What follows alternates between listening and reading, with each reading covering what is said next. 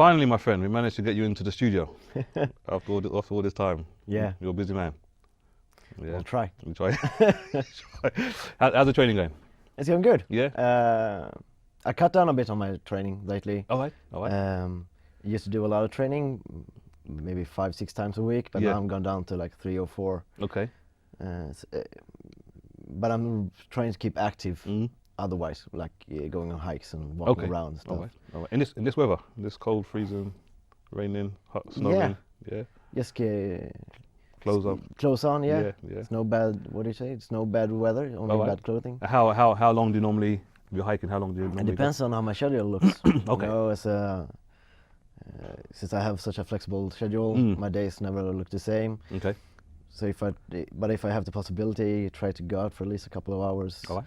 So I have a dog, Okay. and Sundays is our like hiking day. Okay. Then we just take off into the forest All for right. 3 hours maybe. Really? Yeah. Okay. Yeah. Nice. Just get going. And then the training said you cut down. Is that the CrossFit? Yeah, the classes? CrossFit part. Yeah. All right. I started trying to do a bit of running Okay. as a complement All to right. the CrossFit. Okay. Outside or on the treadmill? No, outside. Outside. Okay. Never run on treadmill. No, actually. okay. Because of the impact, or you like the nature, or what's that? Fresh air. Fresh air. When you go outside, you don't have to go to a gym. You can just get off running from Okay. the front door. Yeah. Sure. Saves time. Sure. And also, it's more of a natural thing to run when the ground isn't moving. Okay. All right. Yeah. The treadmill have a tendency to drive you forwards. Yeah. So yeah. it doesn't. It's not as taxing, or what do you call it? You don't Yeah. get the same results Sure. as when you run Sure. at ground. That's not moving. Like I think sometimes they say but again, like you said, if you have the right footwear, Yeah. so there's an impact on the hard surface. Yeah, to footwear cause- and how yeah. you run How you stuff. run, I yeah. try to. Obviously, I'm not the lightest of person. How much you weigh? I'm about 79 at the moment. 79. That's a good. Yeah, Yeah. that's my when I don't take too much consideration into what I eat, Yeah. but I just eat everyday stuff and Yeah. I work out. 79, 80 is my natural weight, as Okay. to say. Okay. I can go down a bit, but that's a bit more of a process. And, All right. And Christmas time, I put on a couple of kilos. I'm one of those who just have to. If I just look at a bun, Yeah. I gain weight. You want those stuff? Yeah. Okay. But All both in a good way and Yeah, in yeah. a bad way. All right. Uh, So basically, if you're running like around on that weight, 79, 80 kilos, Yeah. you don't get any problems with your knees when you run outside. no, or because I ankles? try to more and more incorporate a lighter running technique. Okay. So I'm trying not to have too hard impact with the heels or having my legs too much forwards. but Okay. Trying to be a bit light. Okay. It's getting there. It's And getting how better. long would you run for? I don't really. Kilometer wise or is it time Time-wise. Time-wise. About 30-35 minutes. Oh right. Okay. But the stretch I run, Yeah. about half of it is like a uphill. Okay. Slight uphill. Okay. All right. One of those all right. annoying long. Yeah. Inclines. Yeah. Yeah, long They inclines. never end. Never ends. But do you feel that running is like assisting your performance in the CrossFit, or is it taken away from that? Because you do more cardio now? No, it's like I said, I gain weight easily, both muscle and fat. Okay. So strength, I really easy to gain strength. Okay. Let's say. Okay. Conditioning part is the hard part for Oh, me. right. I see. So if I get a bit more better after conditioning and do some running, Yeah. my results in the CrossFit is also getting better. Okay. I'm lighter and Okay. I can keep a higher pace. Okay. Have you changed your nutrition? Sometimes I want to say the word diet, but I know sometimes when you say diet, people get confused. Yeah. They think you mean, okay, you're cutting calories and you're like, Exactly. no. So now I'm trying to say the word nutrition. Good. Yeah. Have you appreciate changed that? Have you changed that? Now you're Not doing too more much. cardio? Not too much. No. Like I said, like we spoke of the last time we met, I've been eating less and less meat. Okay. I still eat meat sometimes, but way less than I used to. Okay. Don't really feel any. That's the interesting thing. Cutting down on meats haven't made any changes, Oh, any right. difference for me. Okay. I don't feel more tired. I don't Okay. feel more healthier. Okay. How long has it nothing. uh, been now? How long has that transition For been? a couple of months. Couple of months, yeah. Okay. Yeah, Okay. it's transitioning. But if you go from one sound way of eating to another sound way of eating, you won't feel any No, different. I felt good before and I feel good now. Oh, right. Okay. So, Okay. otherwise, no, not really. And body I'm fat? trying to keep my sugar intake quite low. And like body the fat pure sugar. percentage? Body fat percentage? I have no idea. No idea, no, you never measured it? It was a long time ago. Okay, all right. Maybe 13, 14. 13, all right, about okay, somewhere okay. in lower parts of the range. Yeah, Because the range of body fat for a male is higher than people think. okay. Yeah, because oftentimes it's like, you should 8, 9. Yeah, Great. yeah. That's really low. Yeah. That's true. You can be to be healthy. You can be anywhere between 10-ish to Yeah. 20-ish. All right. It's not an exact. It's not like if you're 20.1, Yeah. you're overweight. Uh, It's same as if you're 9.9, you're Okay. not underweight. all right. You have to. When it comes to nutrition and all the parts, it's always a gray area. A lot of gray area, Okay. a lot of guesswork. Okay.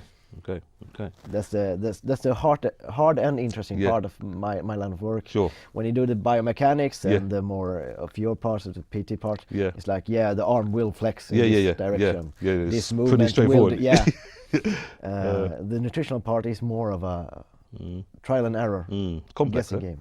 It's complex. It's really it's complex and varies a lot from person to person. Sure. That's why it's really hard to say this is the way you're supposed to eat. Right. Depends on who you are, how Yeah. your life are, how active you are, what you can handle. Mm. I got the question from, I had a lecture a couple of weeks ago. Mm-hmm. I got a question about lactose. Is milk, are you supposed to drink milk? Yeah. My answer was just simply, well, if you can tolerate, Yeah. drink. If Yeah. you can't, don't. Easy. Yeah. Don't overcomplicate it. Exactly, Yeah, exactly. yeah, Just because yeah. someone can't tolerate something doesn't Yeah. mean it's bad for For another person. exactly or Yeah. for the population in Right. general. Right. I get Just it. because someone have celiac disease, can't tolerate gluten, Yeah. doesn't mean it's bad for everyone. Sure. That makes sense. Exactly. That makes sense. If I have a allergy against pollen, doesn't Yeah. mean that everyone Yeah. needs to take medicine for it. Very true. Very true. Okay. Actually, we need to get on with this interview. Yeah. Oh, Yeah. sorry. That's what I got you in for, actually. So let me just introduce you quickly, and Yes. then you can tell us a bit about yourself. So this is Daniel Makropulos. He is, I will say, he might be more humble, but I will say a nutrition expert. So I had the privilege of working with Daniel now, obviously with the 21st Century Personal Training School. So I want him to basically say a little bit about himself and where he's from, for example. Well, where are you from? Gothenburg, or are you from No, I'm Stockholm? from a smaller town called Falkenberg. Falkenberg, okay. Just south of Gothenburg. So, all right. Yeah, Okay. small town. Just How far from Gothenburg? 10 miles. Okay, seaside town like Varberg. Seaside, yeah, exactly. Yeah, just south of Varberg. Okay, all right. So it's also in Holland, like Okay. Varberg is the neighboring town Okay, of Varberg. okay. Yes, yeah, 3 miles I think, Alright. south of Varberg. Okay. How many people live there? 10,000? 2,000? Ooh, good question. About 40-ish in Alright, the commune, not okay. in the town. Not in the town, center. alright, I yeah. think, don't quote me on this, but I think we're in Holland, we're the area-wise the largest, but population-wise the smallest. So Okay, alright. we're really spread out Okay, over the okay. place. Okay. A lot of woods and forest area. So that's where you were born and raised? Born and raised, Yeah, yes. yeah. But your surname? Makropulos. Yeah, it was from... Yes, my father is from Greece, Okay, all right. and my mother is from Falkenberg. All right, okay. So he okay. moved up here 35, 36 years ago, something Okay, like that. all right. Late 70s, Okay. and stayed in Well, Falkenberg, and is happy. They're All living right. my parents are still in Falkenberg, living a small town life. All right, okay. Doing great. All right. Me and my brother as well moved up here. Okay, to Gothenburg, yeah? Yes. What, so we moved because here. of work, studies, or? I moved here because just suits me better. Mm-hmm. Okay. I think my philosophy in life in general is really in life there's like stuff you're supposed to do. Mm-hmm. And I should say do whatever makes you feel happy. Okay. If you feel happy doing a 9-to-5 job living in a small town, Yeah. do it. Exactly. If you don't, try something else. Sure. Just make sure that you do something that you like, feel good about doing. Sure. I did not enjoy living in a small town. I'm quite restless, as you know. I like having possibilities. I like trying different things, having the opportunity to go to several different types of restaurants. Yeah. Stuff like that. So I moved. I started studying in Gothenburg. Okay. Let's see, 2012, I think. All right. What did you study?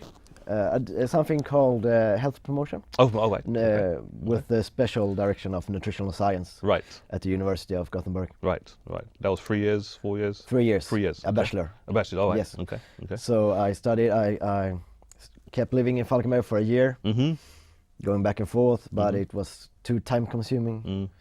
And also, and I was starting to feel like I want to try something else. I've been living in Falkenberg all my life. Okay. I was 27, I think. Okay. So I wanted to try something else. So Okay. I tried moving up to Gothenburg. Okay. And never looked back. All right. Really enjoy living up here. Gothenburg is perfect size for me. It's not too big, not too small. Like I said, I like going hiking and stuff, and it's really close to the woods. Sure. But still, I have all the possibilities in the world to do things, and work-wise as well. Okay. Yeah, obviously more options, obviously down More Falkenberg. stuff going on. But what made you study? What made you take that direction? Nutritional science. What made you study health promotion? What made you say, okay, right, of all the things you could study, why particularly that? I felt when I was about 25, 26, something like that. I felt that I wanted to do something else. Okay. I'm a chef from the start. All right. Okay. So you were already into food. Yeah. Yeah. And then I took a hiatus from that. I worked in a warehouse for a few years. All right. You know, the usual. I'm just gonna do this for a summer. Yeah. And then 4 years later, it's time to move on. But I felt like I really want to do something else. Okay. I'm one of those guys, persons who gets really involved in whatever I'm doing. So when I work at some place, I can't just be there. Yeah, now I'm done working. Now I have my spare time. Okay. I get really involved in everything. Okay. So I have to do something that I'm really engaged in. Right. So I looked at a couple of different educations, and this one fitted me the best. Okay. Okay. Since I already had the background into cooking and the food aspect of stuff, that aspect was great, but also the education I do, the health promotion, really looks at all aspects of life, how it's all intertwined. Okay. Because it's bigger than just food, it's bigger than just working out or whatever. It's all the puzzle, all the pieces of the puzzle. So we look at most of them. And also I really enjoy the part of working with health promotion, promoting health. Okay. Not working with sickness and disease. Right. Traditionally, in the Western world, we work a lot with diseases. How do we cure diseases? How do we prevent diseases? We look more of the health aspect. Okay. How do we strengthen the health? Right. How do we make sure that people don't get sick, that don't have to take the medicine? Okay. They don't go to that part. Okay. Okay. So this was all like combined within those 3 years. Yes. You looked at all these aspects of it. So that's why it's like nutritional science more. Exactly. Yeah, right. So we have our special for about a year. We do our nutritional science nerdy stuff. Okay. And then 2 years, all other aspects of Okay. Okay. things. The mental part also, the psychological part of it. Yeah, we do a lot of coaching. Okay. And that type of stuff. A little bit of the psychological part. Okay. But I'm not a psychologist. No. And that's also one thing that we're really taught when you do a higher level education, that know your limits as well. Yeah, yeah, yeah. I don't work with eating disorders. Right. I'm not educated. All right. So whenever I come across people who seem to need more of that part, Yeah. Is that more like for like a dietist? exactly, type of- or psychologist, or okay. those type of things. Okay. The same when I work as a PT. I'm not a physio. I help people as far as I know, but if I see that this problem is too complex for me, it's too big, I'm really careful to I can't help you with this, but here I try to keep good people in my network. Okay. So you can obviously Exactly. pass those people to Pass people to. If I see that this is a soccer team, their training is too specific for me to know. Yeah. Then I have good PTs in my right. Okay. network, so I can pass them over. exactly, Yeah. pass the information. Okay. Okay. And in terms of like now, obviously now you've graduated. Yeah, I graded 3.5 years ago. 3.5 years ago. Yeah. Time flies. Yeah. Time flies. Yeah. So how old are you now? You don't mind me asking? I'm 33. 33 now. All Turning right. 34 this summer. All right. So basically, you've been more or less 4 years out there now. Yeah, about 3.5, 4 years. Working with this. Yeah, I started working a bit as an instructor and started getting involved before I started studying All right. Okay. at a gym down back home. Okay. So now, what do you do now? Work-wise. Work-wise, not only am I a person who gets really involved, I also like having multiple things to do. Okay. Tell me some of them. So some of the things I do some coaching, since I've left school, I've done a lot of work with lifestyle changing. Okay. Because that's one of the most, as far as I'm concerned, one of the best ways to work with a person with a health. It's not to give them just a program, do these workouts and eat like this. Do a lot of work with lifestyle choices. How do you the coaching aspect, the mental aspect, how people think about health, how do, and some personal training. I do a lot of lecturing, a bit of everything. Here and there, getting involved with 21st century more and more, helping out there as far as I can. Is it more the theoretical part of it than the practical part, like being in the gym, doing the PT, or doing in the? At this moment, it's about 50-50. 50-50. Okay. All right. I do about 50-50 PT clients and like you said, that part as well. And yeah, it's which one do you like best, or do you favor doing more of the lecturing? I like the mix of it. Mix. Okay. I'm also, not only am I a person who gets involved, I'm also a person, if I do the same, you're bored or something. if I do the same thing every day, I get I said, I get bored. Right. And in our line of work, it's really important to be engaged, to be involved. Yes. And then if I start getting bored at my work, then the results and my work won't be as good. Exactly. Performance drops. Exactly. So what category of people do you work with most? Is it like people that are overweight, or people that want to get fit for, to lose a few kilos, or the people that are really into training, like CrossFitters, for example? Or is it a mixture? A mixture, but more of the part of people who are overweight or wanting to be more active or healthier. Okay. I don't do so much work with people who are fit or elite training. Okay. To like take it to a high level. Those I don't really do a lot of work with those people at this right now. Okay. I've done in the past, and I probably will do in the future as well. But now it's mostly helping people getting started. Okay. Getting the legs off. So you also have your own business, right? Yeah, I have my own business. Yeah. Where we do a little bit of everything. We work mostly with businesses. Okay. Trying to. Local companies. Yeah, exactly. Yeah. We're Gothenburg based. All right. Doing work in the area. Okay. Mostly. Anything online at all, or is it all like? No, not at this moment. No. Okay. I like being out. Yeah. I just thought maybe like with the nutrition, you get people asking you for nutrition programs from other parts of Sweden. Yeah. These kind of things. We're not doing online things at the moment. Okay. Never know in the future, since the online business is getting larger and larger. Yeah. There's some aspects of the online business that could work. Me personally, I think with the personal training stuff, I don't really like doing online stuff because I'm really hands-on when I teach. I want to, if I want the correct technique, I want to see it. I want to be able to help. If I just do it on a screen, it's not really easy to do. The coaching aspects you can do. We don't really do online. We can do via like Skype and stuff. Okay. But it's not really the same. No. When you have screen in between, or when you sit down with a person. No, exactly. The connection isn't the same, and the connection is really, really important. That's true. Because when you work with nutrition with a person, when you work as a PT and you train someone, you have 100% control. Control is a bad word, but oversight of what's happening. Exactly. If your client is working out with only you, you have 100% oversee of what's happening. Exactly. With the nutritional part, maybe I meet them once a week or something, and then there's all the other time that they're still eating. When they're working out with a PT, maybe they're not working out otherwise. Sure. But when they're eating when I'm not there as well. Exactly. So the connection and it's important. Yeah, and commuting, getting people involved into it. It's really, really important. That's something that we really focus on, both in my line of work and in my education. The coaching aspect, getting people interested and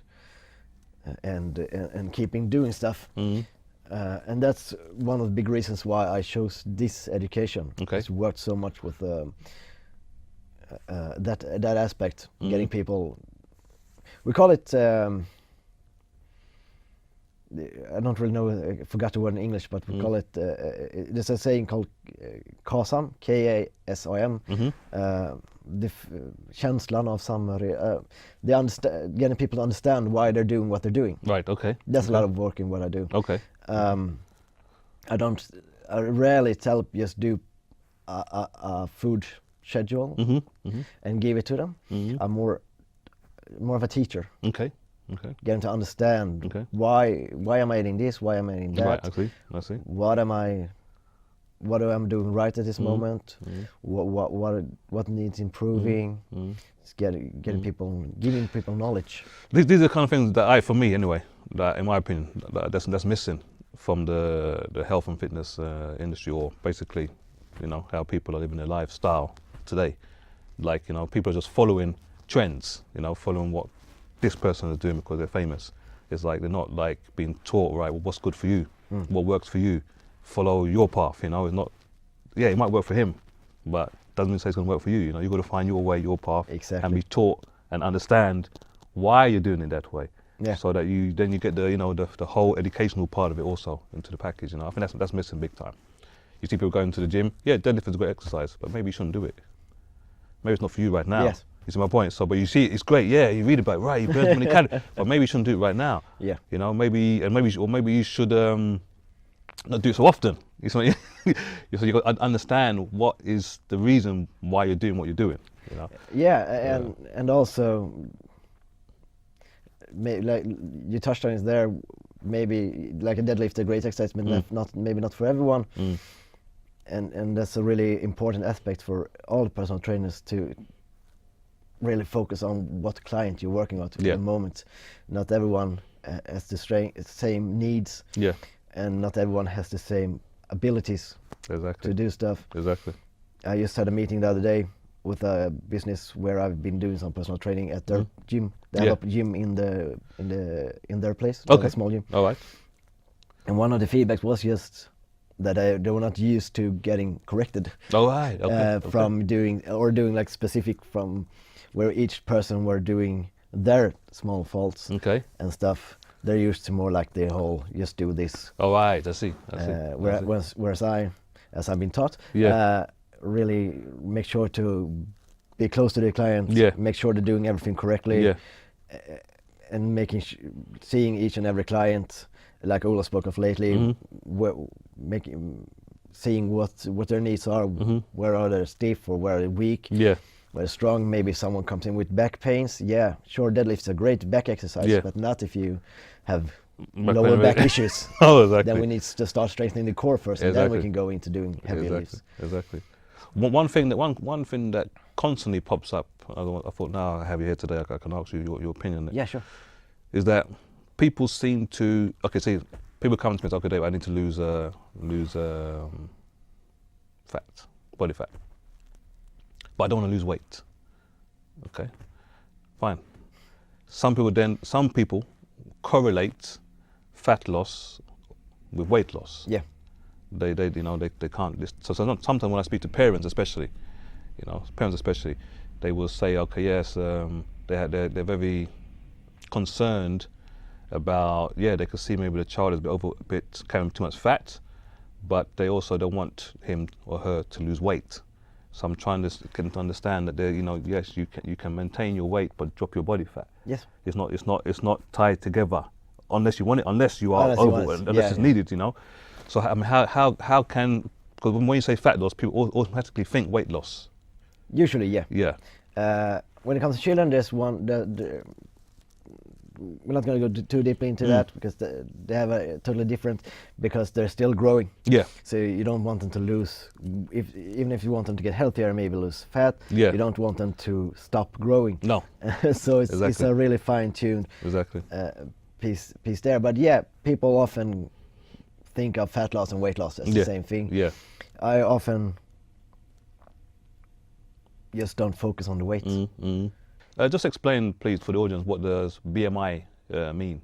BMI stands for Body Mass Index. It's a way to easily calculate if you're on weight or overweight or underweight, but doesn't really work too great on individuals. Okay. because if you have a lot of muscle mass, or you're like a bit like me, more of a square-shaped brick type person, you will have a higher BMI than you're supposed to. And if you're really long and lean, you will have quite a low BMI. It's more of a tool to calculate overpopulations. Okay, so it's guideline basically. Guideline, yeah. Okay. But also, so I will say, don't look too much into the weight aspect of it. Do some measurements, some body fat measurements, impedance scale or some caliper, whichever method is available for you, and look at your body fat instead. Okay. So when it comes now to, I mean, your area of expertise is in nutrition, what changes would you like to see?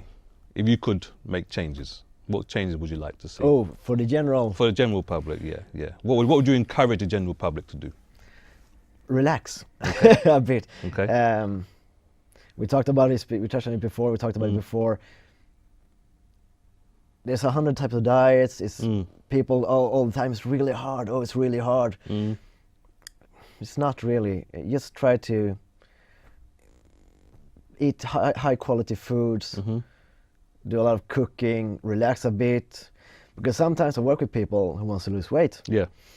And they don't, when they're doing everything perfectly. But the fact that they're trying to lose weight becomes such an issue.